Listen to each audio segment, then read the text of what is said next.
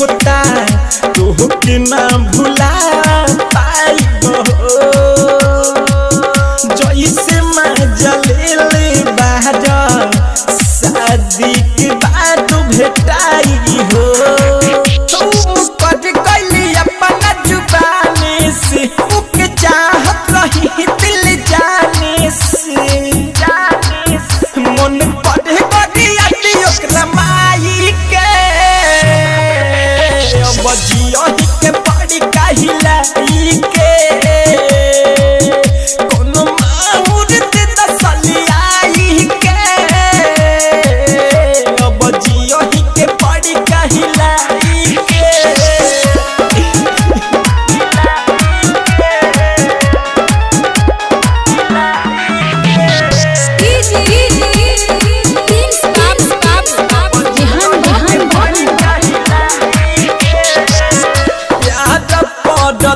दीपयमी कर दू मन से काय बताई हो छोड़ी के गइल जब से ओकरा के कैसे भुलाई हो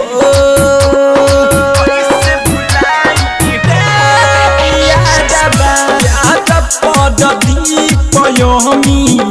कर दू मन से काय बताई हो